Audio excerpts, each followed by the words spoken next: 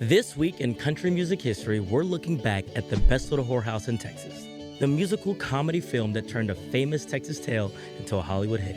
Welcome to CMA's This Week in Country Music History. As we look back at July 23rd, 1982, Dolly Parton was entering a new chapter of her career.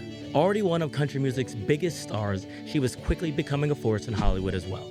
Following the success of 9 to 5, her next film would place her at the center of a story that was famous long before it reached movie theaters. The film's story actually began with the real place known as the Chicken Ranch, a famous Texas brothel that operated for generations near LaGrange. Long tolerated by locals, the business became national news in the 1970s after a public campaign pushed for its closure. The story was so uniquely Texan that it inspired a Broadway musical, which became an unexpected hit thanks to its mix of humor, romance, politics, and colorful characters. When Hollywood adapted the story, director and writer Colin Higgins assembled a cast led by Dolly Parton and Burt Reynolds. Parton starred as Miss Mona, while Reynolds played the sheriff, creating one of the most memorable on-screen pairings of the era. The production made history before audiences ever saw the finished film by becoming the first movie ever granted permission to film inside the Texas state capitol. Of course, making the movie was only part of the challenge. In 1982, the word whorehouse was still considered too controversial in some parts of the country. Some newspapers refused to print advertisements featuring the title, forcing Universal Pictures to market the film as the best little cat house in Texas. The controversy didn't slow audiences down.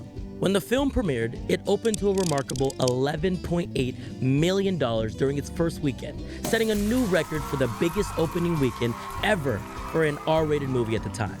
By the end of its run, it had become the highest-grossing live-action musical of 1982 and the fourth highest-grossing live-action musical of the entire 1980s. The film's music became one of its lasting legacies.